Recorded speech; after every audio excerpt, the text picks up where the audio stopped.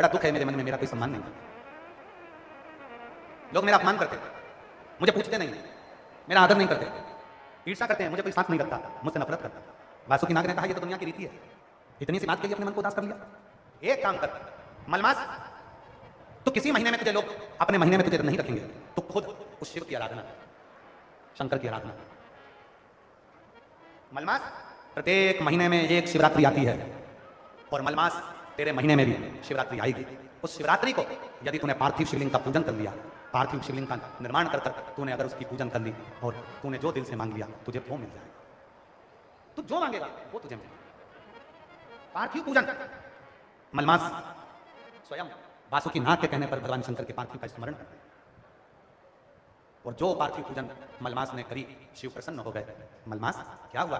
लोग मुझसे नफरत करते हैं, ईर्ष्या करते हैं, कोई देवता मुझे स्वीकार नहीं कर रहा, कोई महीना, कोई तिथि मुझे स्वीकार नहीं कर रहा, मैं दिखने में भी ठीक नहीं। शिव ने कहा, मैं तुझे कुछ दूं ना दूं ये पक्का है, पर मेरे जो इष्ट है भगवान विष्णु वो तुझे देंगे। मैं इतना विचित्र लगता हूं, मुझे देखकर तो लोगों को क्रोध है। शंकर भगवान ने कहा, चिंता मत कर मलमास, तूने मेरी शिवरात्रि की पूजन करी है, मैं तुझे काया का सुख देता हूं।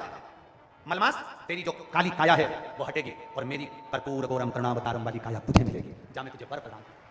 3 साल में एक बार मलमास आता है, हर 3 वर्ष में मलमास आता है और मलमास के अंतर्गत, अधिक मास के अंतर्गत, पुरुषोत्तम मास के अंतर्गत जो शिवरात्रि आती है, उस शिवरात्रि पर यदि पार्थिव शिवलिंग बनाकर पूजन करी जाती है तो काया का कैसा भी रोग हो वो समाप्त होकर ही रहता है। ये पार्थिव पूजन है।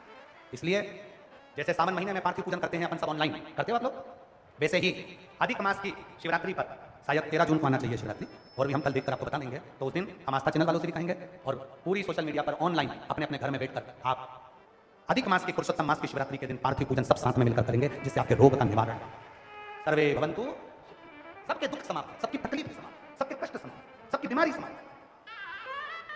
अपने अपने घर में छोटा थोड़ा सा मिट्टी का शिवलिंग बनाना, पार्थिव पूजन करना, और कुछ सामग्री है जो हम कल की कथा में आपको बताएंगे कि पार्थिव पूजन में जो अधिक मास में जो पार्थिव पूजन करेंगे, अधिक मास में जो शिवलिंग का निर्माण कर भगवान शंकर की पूजन कर जो विसर्जन करेंगे शिवरात्रि के दिन अपने अपने घरों में रहकर, अपने अपने घर में बैठकर, जो 13 जून को हम देखें तिथि, 13 जून को जो शिवरात्रि पड़ेगी, मलमास की, अधिक मास की, पुरुषोत्तम मास की, उसके घर में रहकर पार्थिव पूजन करें और उस पूजन का फल प्राप्त। कैसा भी रोग हो, कैसी भी तकलीफ हो, वो समाप्त। 3 साल में एक बार जो ये मलमास आता है, इसकी जो शिवरात्रि है वो हमें सुख प्रदान करेगी। कल आप लोग पेन और कॉपी लेकर आना, कल हम वर्णन करेंगे 5 चीजें ऐसी हैं जो मलमास की शिवरात्रि पर समर्पित करी जाए पार्थिव पूजन में, तो घर से रोग, बीमारी, तकलीफ, कष्ट दूर होता है, बच्चों में विद्वत्ता आती है। घर में जो बीमार पड़े रहते हैं, 1 रुपये कमाओ 100 रुपये खर्च वाला जो काम चलता है, घर में कुछ टिकता नहीं, कोई ना कोई बीमारी ही रहता है घर में, वो सब चीजों का हल इसके अंतर्गत करें।